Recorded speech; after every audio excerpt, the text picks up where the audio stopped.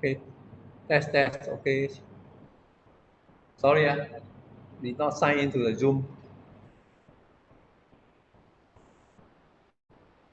Okay, today we are sharing with you one of the way to so-called monetize your asset, which is your HDB flat. So for this sharing, let's first look at the disclaimer. So the information and materials provided in this talk is for education purpose only. Nothing is presented in this talk should be construed to be a recommendation to buy and sell any specific security. The information, software, and techniques presented should only be used by investors who are aware of the risks inherent in trading. Singapore Microcomputer Society, SMS, and its executive committee have no liability for any investment decision based on the use of software, any trading strategy, or any information provided in connection with this talk.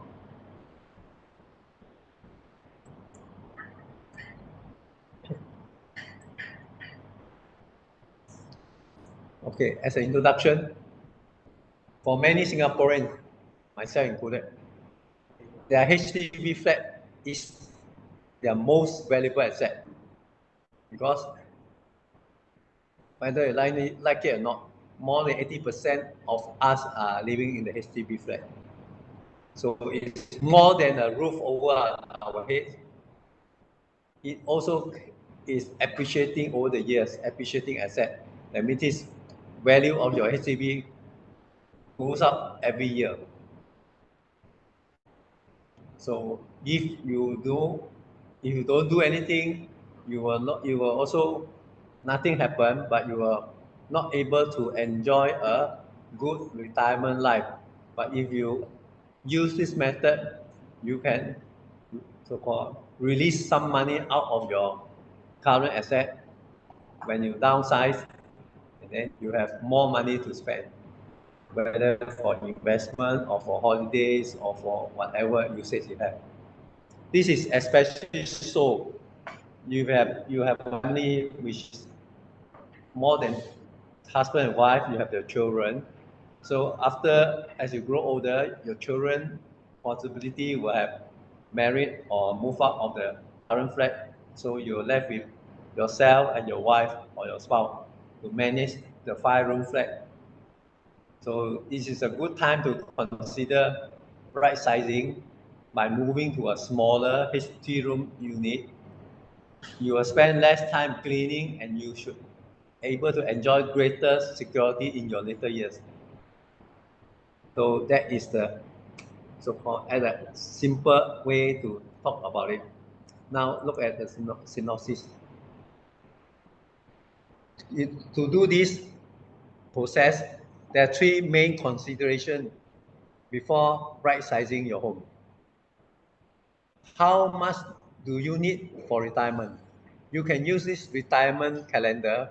There are a lot of so-called retirement calendar available at CPF website or the bank's website to determine an amount more appropriate to your needs. That means every month you need to have it for you to live a reasonable lifestyle. Then the second criteria is what are the proceeds from right sizing? That means out of your total sales proceed, you will need to deduct the following. As depending on each individual may be different. Now, if you sell your HDB flat, depending how was your financing during your purchase time, and you may not able to realize or enjoy the full benefit because you have to, if you haven't complete your installment, you have to pay back to HDB, which in turn will refund back to your HDB CPF fund. Also, in case after downsizing, which normally you will have to, you plan to use the money to help you to buy a smaller flat, then you have to pay a certain levy, they call it resale levy, in order to so-called still enjoy the subsidy from the HDB. And of course, before anything happens, the total sales proceed have to be so-called go back to the CPF money or your CPF account, depending how much you have drawn out from your CPF account, plus interest, have to go back to your CPF account. Of course, there are other legal costs and other commission and other things that you have to settle. Next, the final consideration is, how does right sizing fit with your retirement plans? Of course, there are other people who don't so-called, when they so-called they downsize, but they don't intend to buy another HDB flat. So they may be staying with your children, or they may be renting it from somebody. So from the private sector. So as a result, you may no need to incur this type of resale levy, or you may not so-called incur extra money to buy another resale flat.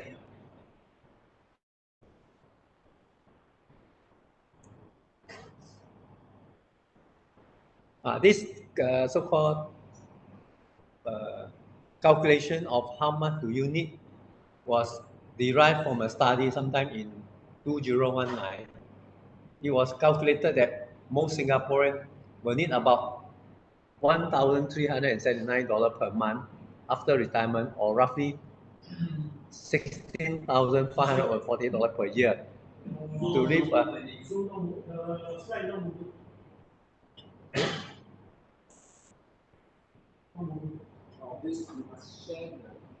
to scale. First is synopsis. You share screen.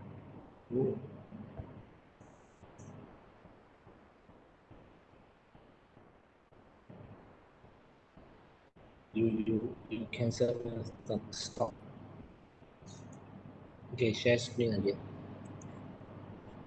Share desktop. Click. Yeah. Click. Yeah. Click this one.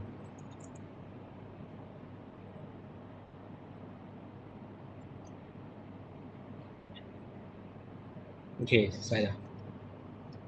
Where? You play. Okay. Go to the next slide. Play. Play.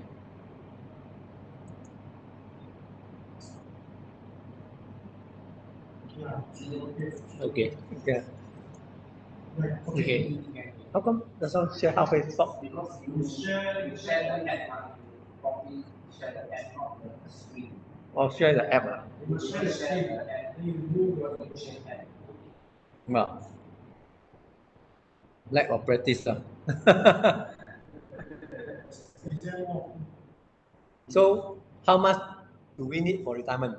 So before you decide on the right sizing, you have to decide how much you need to retire. So according to one study done in 2019, it has been calculated that most Singaporeans will need around $1,379 per month after retirement, or roughly you will need about $16,548 per year. So theoretically speaking, assuming that you retire at the age of 65 and then live up to the age of 90, then this will work out to be about 25 years. That means 90 minus 65, you got 25 years. Multiplied by the annual so-called amount that retirement, you need about 400 over thousand. So this is before accounting for inflation and other needs. You can find a more detailed rundown of the planning process. So looking at this figure is quite so-called disturbing because if based on this calculation, that means many people may not able to enjoy this type of quality of life with this almost 1,004 per month type of so-called income or retirement fund available to enjoy the life for the next 25 years. So how? Then of course you can so-called reduce your expectation or spend less, or you can share with other people. Maybe instead of single income, that means maybe husband and wife have to chip in to have that type of amount of money available so that you can lead a comfortable lifestyle. Next, of course, some may argue or some may talk, may feel that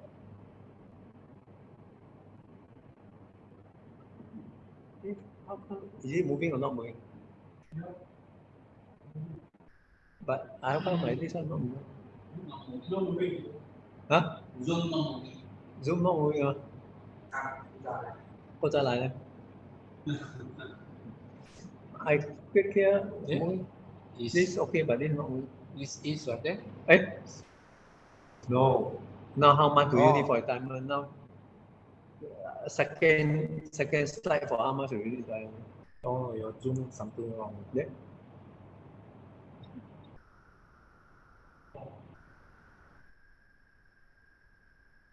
This one, now you see this. Correct, you can see. Move it. Oh, slow there. Like one more day for there's a lag. Okay. Retirement is also a highly personal goal, and you may need more or maybe less for retirement. For example, considering such factor as do you want to be able to be traveling abroad when you retire, and how often you want to do that? Also, how much or how much how much is your hobby costing you? So example, for golfer, you may have to spend much more money if you continue to play golf. Of course, not many people are golfers, or when you reach a certain age, golfing may not be so interesting to you because golfing take away quite a substantial amount of time. And then if your spouse is a non-golfer and you are the only golfer, then you may not able to spend your retirement life together. So of course, if you wish to do that together, then it may be easier when you have the similar hobbies, like you like to do some long walk or stroll along the beach or at the park. Also, as you age, you know that most seniors will have one type or the other type of medical condition that may require lifelong treatment. And sometimes we are like a sandwich class. I mean, you may be aging, but you still have older parents that is still surviving. Let's say you may be 60 plus, your parents may be 80 plus. So they are still need your support, or they are dependent on you to look after in their old age. Or sometimes in the family, you may have family members who have special needs. Example, they may not able to they may be wheelchair bound, or they may be bedridden, or they may have need support for them to, they are not so-called independently able to live on their own. They need support. So you also maybe end up as a caregiver. So once you set your retirement goal, you then can determine how much right sizing can help you. So this is quite a challenge. That's why sometimes not many people are doing this activity. Another method or other method may be much more so-called easier to manage. Especially in your household, you have more complex set of situation. Oh, yeah, there's a lag. Now it's catching up. So what are the proceeds from right sizing? After you determine the amount you have after selling your 5-room HDB flat, and then you plan to buy a 3-room flat, here's a quick example of how to do it. So let's work out your net proceeds from selling the flat. Say you manage to sell your HDB 5-room flat for 600,000. This is based on the assumption of the flat size of about 1,002 square feet at the natural average of around $521 per square feet as of June 2022, according to Square Foot Research, this particular report. So out of the total sales proceed, you will need to deduct the following: any outstanding amount in the home loan. You know, when we are first start to buy HDB, so when you go to HDB so-called sales and purchase department, there, quite often than not, we would like to drag the installment plan to the maximum, 25 years or 30 years. You know? So depend at what time you start to buy the flat, at what age rather. So if you drag it for the maximum, so when you reach the age, let's say 60 or something, when you so-called decided to use this method of downsizing, maybe for some of us, we may not have fully pay up the HDB loan. So if you sell, you can still sell your 5-room flat, but any unpaid amount or the outstanding amount in the home loan, you will have to pay off to the HDB through the sales proceeds first. That means if you sell the flat at, let's say, 625,000, so the certain amount that you haven't fully paid to HDB, you will have to deduct this amount from your sale proceed to pay back to HDB. That means the amount that is outstanding. And then, if you have intention to buy a 3-room flat under HDB ruling, you need to pay a certain resale levy, because as far as HDB concerned, you only can have 2 bites of the cherry. It means first time there is the first purchase and then the subsequent purchase. So it is considered a subsidized so-called flat. So there will be some levy you have to pay, maybe 10% on your sales value, or sometimes 15% on your new purchase or something like that, depending which path you have to take. So, and after this, those money that you sell in your resale on your sale proceed, the money, if you use mainly HDB money, which is your own money, then the fund will go back to HDB board first under your account. CPF, yeah. CPF, your CPF account. And plus interest also. That means, example, you draw over certain amount of money, maybe 30,000 or 300,000 from your CPF fund.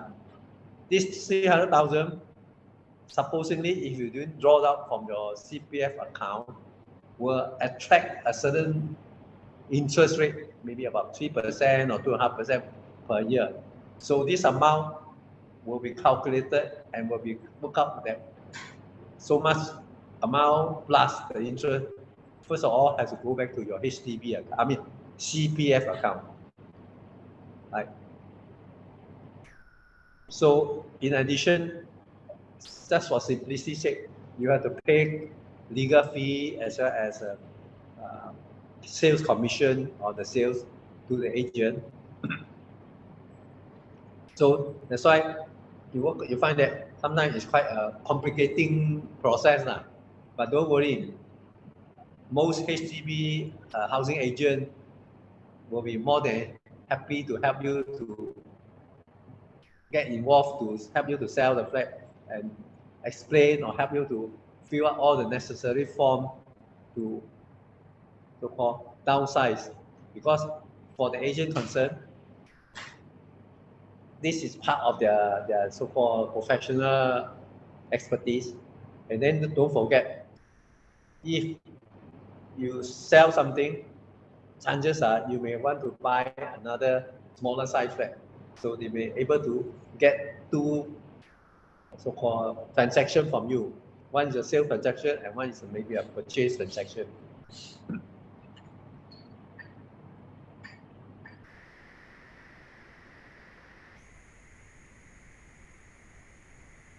So finally, you will have arrived at a certain proceed from your sale right sizing. So any outstanding amount in the home loan, so if your HDB loan or bank loan, whichever you use to purchase your first flat, is not fully paid off, you must pay the outstanding amount when you sell the flat. So in this example, let's say you only owe a small to on the flat after many of repayment. You may have only say 50,000 outstanding of your home loan. So your sales sheet of the 625,000, first of all minus out the 50,000, which is balance of 575,000, right?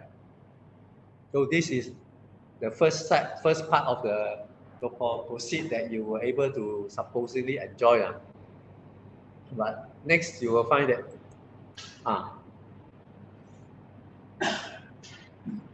assuming that you take the path of buying a 3 rooms or smaller size flat, after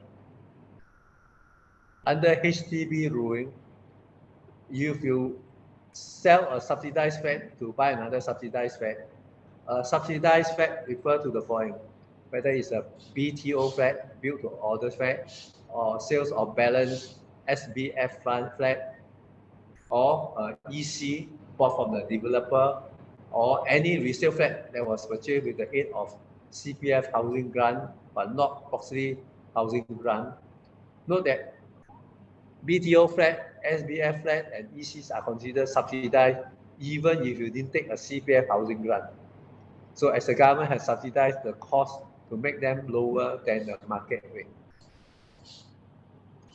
Resale flats only count as subsidized if you use CPF housing grant, such as Enhanced Housing Grant, EHG. If you use only the Proxy Housing Grant, PHG, which is given for living near your parent, the flat does not count as being subsidized. So there are quite a lot of rulings. So you have to check on all these rulings. Of course, your property agent will be more happy to help you. In fact, if you are not that lazy, you can go through the guideline in the HDB website. They will tell you what are the things and give you an idea how to work out all these sums. It's not that complicating. It's quite straightforward. Just that you have to know which category you are doing it and all these things.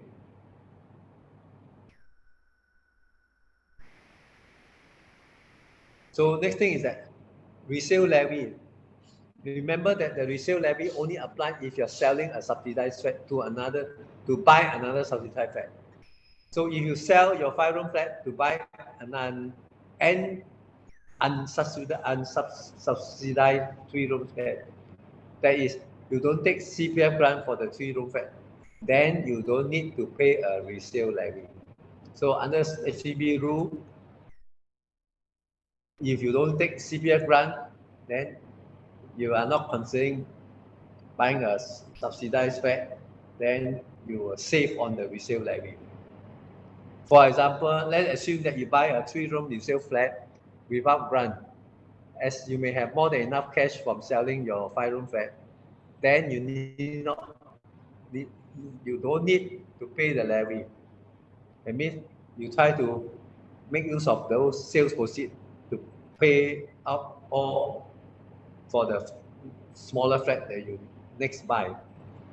So if you did choose to use CPF grant, you will have to pay a resale levy of 30,000. You can view the cost of resale levy in the HDB website.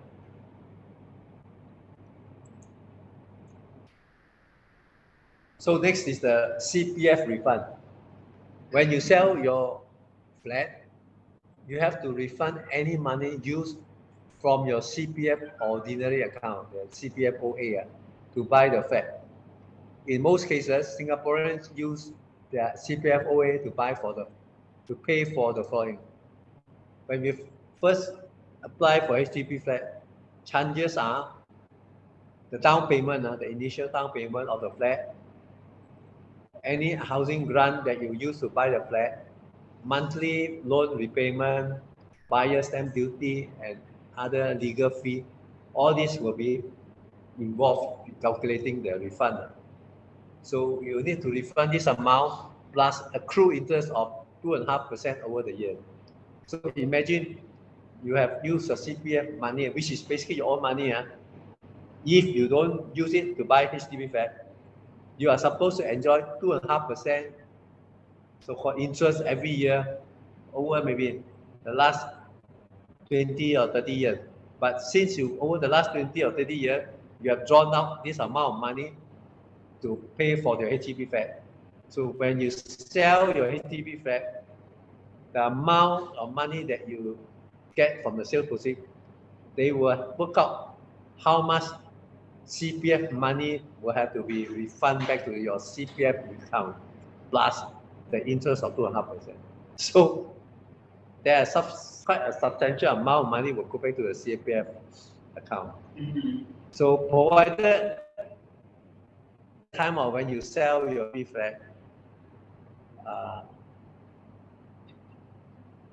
you exceeded or you already crossed the 55 years or 60 years so-called line, then you need not to worry, because that time you set aside your minimum sum in your account, either because from the calculation of your HDB, second HDB flat, or based on the cash amount, you will have quite an amount of money that you can make use of. So, but for this talk, unfortunately, we cannot exactly work out the amount that actually you were able to put back into a HDB, your CPF board account, because each of us may have under a different environment, like how much you pay back, how much that you have still owe the HDB at the time of sale, and other factors, or what type of subsidy you may have enjoyed when you first buy your flat. Like sometimes you have those proximity and all those.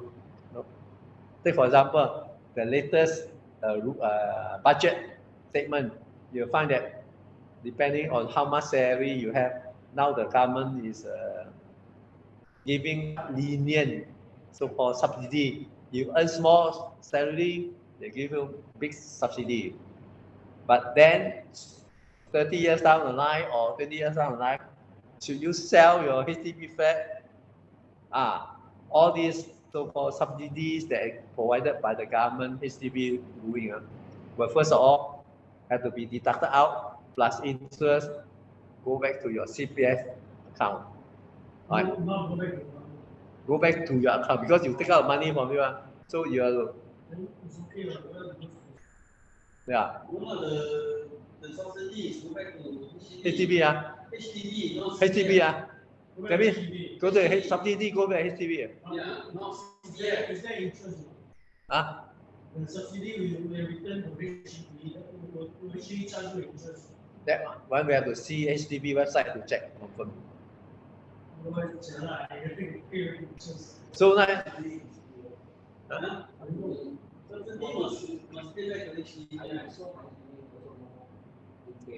Đi pay à? Một pay à? No. Oh, the 30,000 nữa.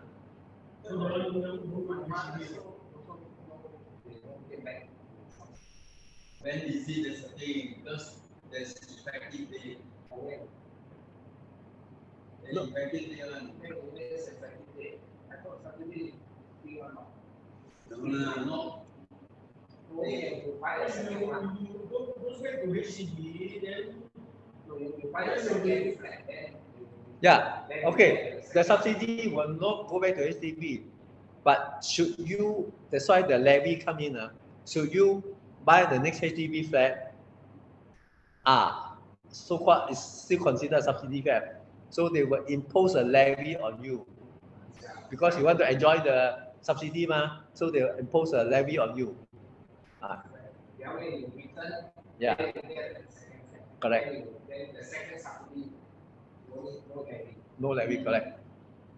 So this one confirm my levy don't go back to no chargeable, no refundable to HDB or the government. If you Actually, if you have cash, you can pay back the CPF, whatever you saw for this HDB.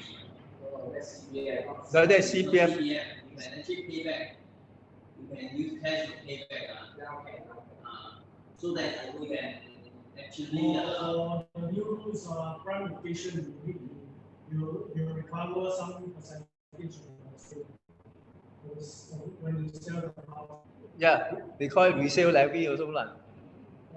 Prime location, I think the non-prime location, yes, the new rules.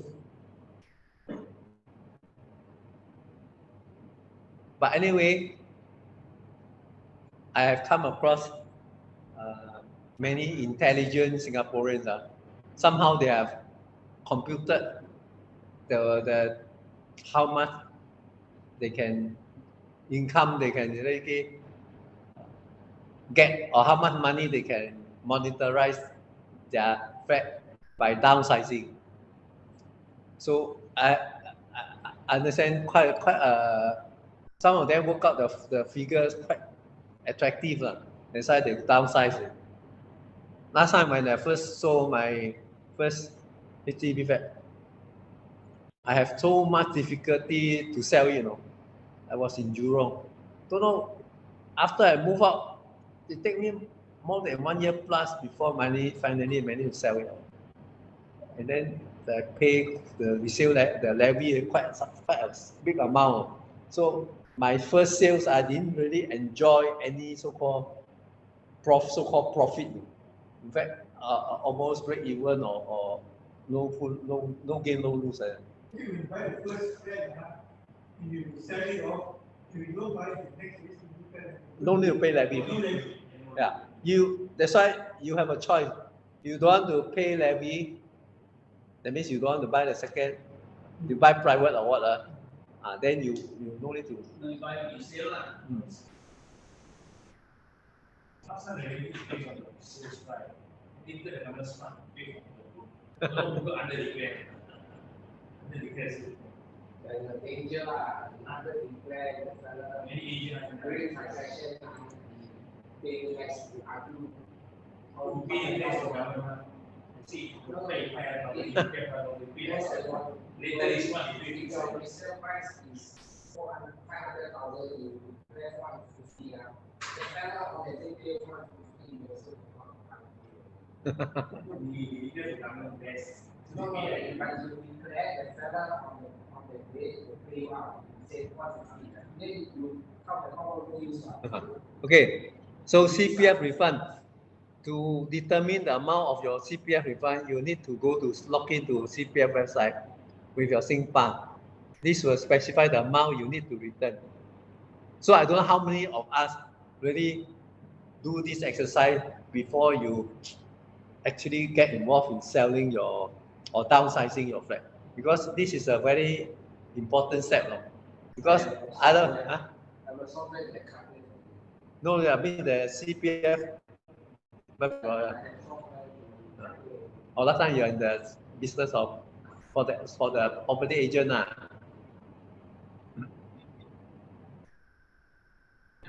Take for example, however, we assume you need to use your CPF only for initial down payment and stamp duty and service your home loan with cash. So the amount you need to refund comes to about 80,000, which leaves you with the 625, 625 minus 80, so you'll get 575 for the full loan repayment.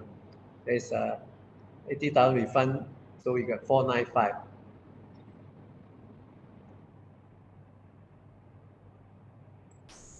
Actually, for many of us, this amount of money, almost $500,000, after all these expenses, can be quite a substantial amount of money for the average wage earner. I mean, if not because of this HDB asset, which has grown up in value over the years, if you are not a good investor or saver, it's not easy for you to accumulate this type of money over the years. Or because if you just normal saving or anything, you are not compelled to forced to save or to invest. You will never achieve this type of figures. It's quite a substantial amount of money to able to get involved. And so that is also one of the reasons why in Singapore, by and large, most people speculate more on property investment. Many of them roll the HDB flat 1 time, 2 times, 3 times, instead of rolling money on the stock market or the other market. They find that over the years, chances are they tend to make then lose money while speculating on the HDB property so-called investment. How many times you do your HDB investment? 1 time. Some of them do more than one.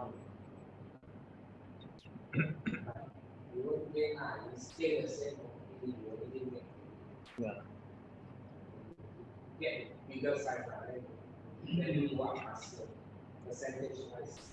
Early days, in the early 80s, 90s. 90 and before, now the financial ground is already so high. So high already. How much can you appreciate? Only the 1993, 94 period. No, your prayer property, you buy in the year, beginning of year, end of year, the thing can double also. Last time, 20,000 a year. And maybe 1 year. Those who bought a few 8,000, 9,000, they sell for 100, 300,000. Yeah.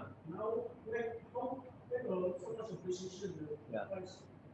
So other related costs, the most notable cost here would be the service fee for the property agent. You can avoid this by selling the flat yourself on the HDB resale portal.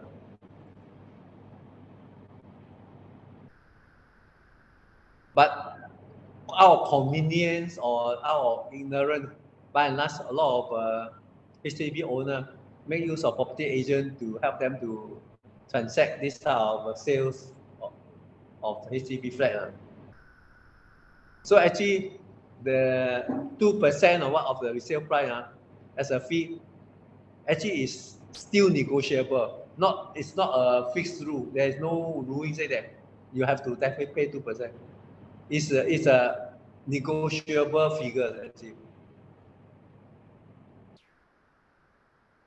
So imagine this come to about 12,500 plus and added 817 for goods and services tax.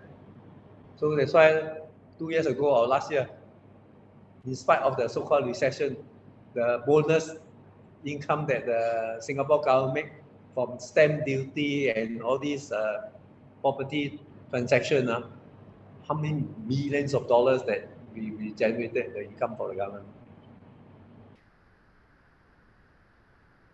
Besides this, let's say you spend around 5,000 on the smaller related costs such as doing your maintenance to make flat presenter.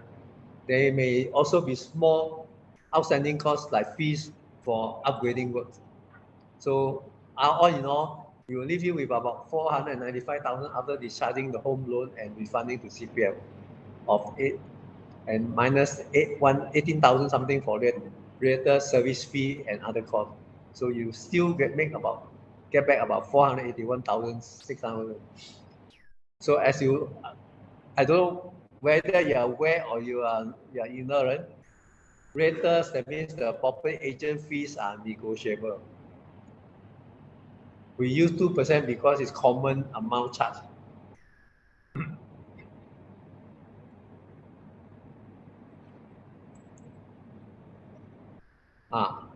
Just now we talked about the sales part. Now you're talking about the purchase part. Now let's say after much searching, you find a 3-room flat for around $379,850. This comes from the calculation of the BSD website of the average of 5,995. This is a total of work out to be 385,000.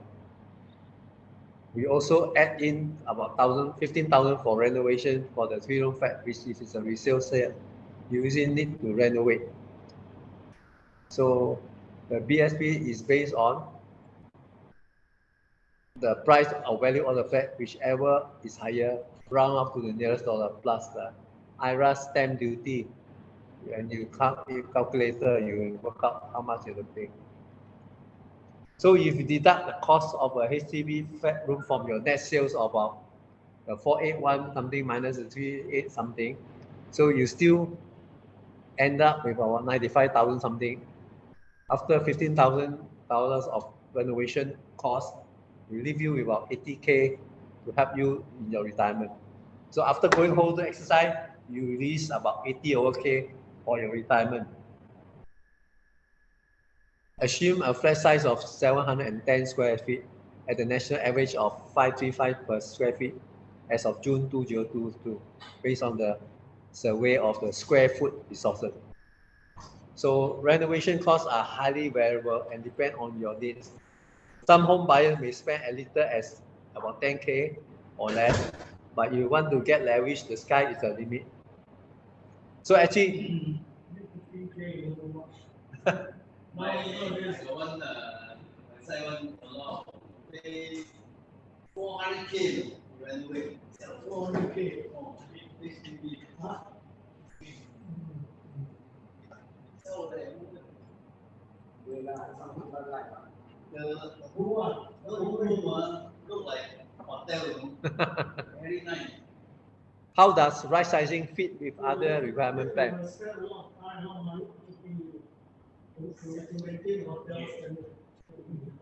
There are different ways to right size your home. You can help with retirement. That can help you in your retirement. One example of this is to use lease. Besides selling the 5-room and then buy 3-room, there's another scheme. You go to the history website, you will find that you can call what the lease buyback scheme, LBS. This sell back a portion of your unused lease to HDB in exchange for topping up your CPF and a small cash bonus. So LBS lease and buyback scheme is one possible approach. If your primary retirement tool is CPF, then you are unlikely to move again, as you cannot sell your flat on the private market once you use the LBS scheme. No value. Huh? No value. Sell it. Say again? No value. Cannot rent. No sell. So you only your release. No, you can rent out your spare room. Here you can see the green one. Can you? If you use the LBS, you can rent out your spare room. Then you have this one called from the payout eligible age. You sell the flats till end lease to HDB under the LBS scheme. Then use part of the proceeds to top up your CPF retirement account, and then you can join the CPF Life scheme. So as a result, you will have a monthly payout for life under the CPF Life scheme. So owner of 3-room or bigger flat may rent out spare room in accordance with the prevailing rules, right? So LBS bonus in cash up to 30,000 for a 3-room flat, 15,000 for a 4-room flat, and 7,500 for a 5-room or bigger flat.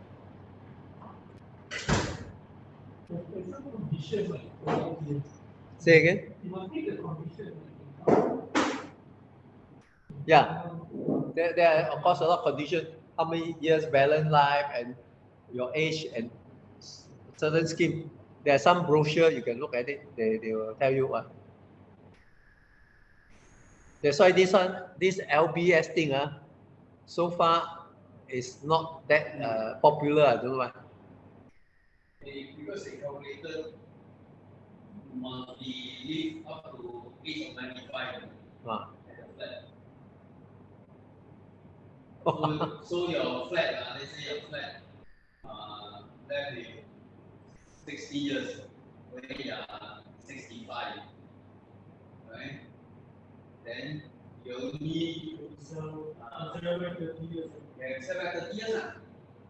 Basically, this is undefined. This is not this buyback. It's borrow money. Borrow from your own money, your flat. Borrow your own money. They lend you the money. And they charge you interest. Charge you interest. And then how much you borrow? Every month they charge you until the lease die. Then it is a money lending business. So you just die It's like that. Then how? Government will come in and say, okay, my name is then you come in. No, they want they let you stay. Because you are dying, probably you will be in hospital or somewhere. You can't stay on one person. Okay, there's another type, we call it silver housing bonus. This another alternative is the silver housing bonus, which top up your CPF and give you some bonus shares when you right size to a 3-room or smaller unit. This may also be a viable option if, again, your main goal is just to top up your CPF. There are also limitations on the kind of flat that you can buy when right sizing. So check with the terms and conditions first. HDB also provided guidelines that prepare you on your selling journey about the consideration and steps involved in selling a flat.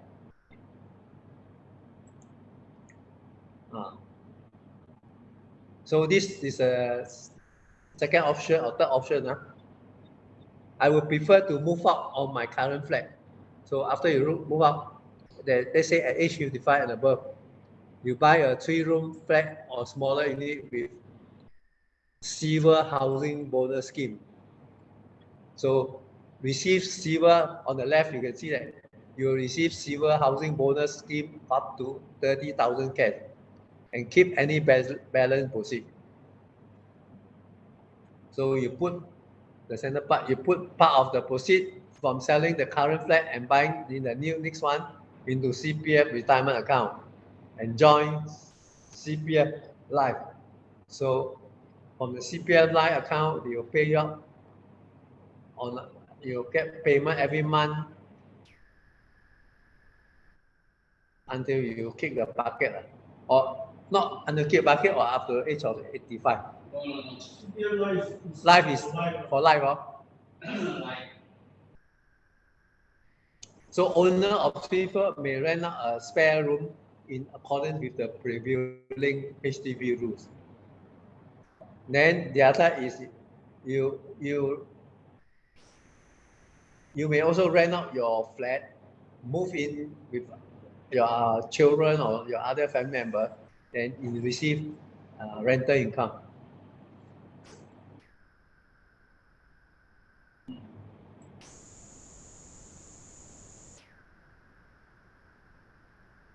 This is the part that the banks and insurance company, all this will be keen. How to invest your spare cash. So after you so-called monetize your flat by selling the higher, bigger size flat and downsize to a smaller flat, they say you have managed to take out, withdraw up to 80,000 to fund your retirement. So if you don't know how to do anything, or you just find that it's easier, just put all this money into yours. Just lump sum to the fund. There could be a better approach. So if you start retirement planning late, for example, right sizing and provide fund, you need to catch up fast. Or if your retirement planning is already underway, right sizing can help you reach your new aspiration. Like you want to travel, especially if your legs still can support you, you still can walk and see. So you want to go travel. So instead of staying on a big and emptier flat. So right sizing, after all, can help you to yield a small significant sum, which can be used to generate future income stream. You place it in a balanced or well-diversified portfolio, it can help you to generate income for the rest of your life. So you generate income, that means the money is better than your interest in the bank, better than the inflation rate of the period. Then you so-called the money will work for you lah. But if it doesn't able to overcome all this inflation, then you will end up your purchasing power of your money will be lesser lah. So effectively, it eat away your saving lah. That's it.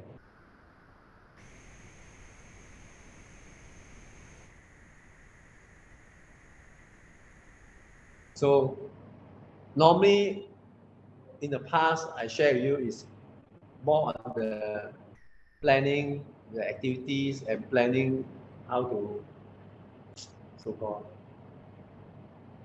use your spare cash for investment to able to generate some retirement income. Today, we are sharing you is using your existing HDB flat, downsizing, and then change to a smaller size, and then liquidate or monetize the amount of money for your retirement lifestyle. And so there is no magic solution, but there are ways you can better prepare yourself for retirement. Taking small steps in the right direction is always a good idea. You need to develop a clear plan, one that involves disciplined saving. Also, don't forget, illness and accident can disrupt even the best layout plan. You need to protect your financial plan by ensuring adequately to cover your life unfortunate event. So now, of course, our CPF, we have there are some so-called protection scheme in your CPF account. Invest, make your money work harder and make use of the compound interest. This point, provided I don't know at what age you so-called retire, because the compounding of interest you need quite a period of time, minimum 10 years or 15 years, where the compounding of your interest will contribute as a more significant return for you. But if your runway is not so long, then you may not able to generate much income from the interest from this compounding effect. Of course, anyway, it will also, every step also count towards your dream retirement lifestyle. It's a question of what is the amount that you feel is you need to lead the type of lifestyle that you want. Because this type of individual approach to managing your retirement life is all very much depends on individual. As you said, as I mentioned earlier, some must must go holiday once or twice a year. Some can just eat quite simply by marketing and cooking at home or home cooked food. Some like to just eat up almost every meal, from breakfast to dinner, breakfast, lunch, dinner every day. Must support the hawker center or the food center. They just too lazy to cook. So you find that if you every time patronize all the hawker center, food center, it is definitely more expensive than cooking your own meal. But they say that, oh, cooking your own meal may involve quite a lot of work. Also, it is quite tedious because as you grow older, it's quite tiring to do marketing and then to cook and clean up and all these things. And if you are cooking only for 2 head count or 2 hours long, sometimes of course you find it more convenient and easier to just patronize the hawker center or the food court and all these things.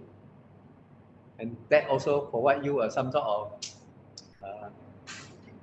one area for you to socialize, because sometimes instead of just staying at home and facing the wall and looking at each other, you patronize the food court, hawker center, you mix around with your neighbor, your friend, all this. So you'll find that the lifestyle may be quite interesting instead of just eating at home, all these things. Sometimes they go to all these, there's some party who provide free meal. Some party they provide free meal. Yeah. Now let me finish that before I share with you. So now we will come to almost the end of today's talk. Actually, right now in Singapore, we are quite fortunate in the sense that there are a lot of senior activity center or those areas that provide at least one female free food per day, like Tai Kwang Huang, like this. Then there's this.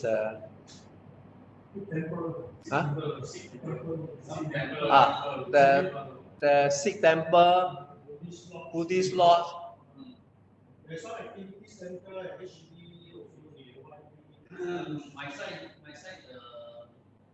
the silver, the silver corner, because that portion they actually have those Which area? They have one corner that's all the old folks the old folks Activity center, activity corner. Okay. So every now and then I saw new one. They have people that they cover all those food from the bakery or whatever. They bring there, and then they just share. Yeah. I used to do. I used to. there are some activity centers that they like cook food. There are people there to cook for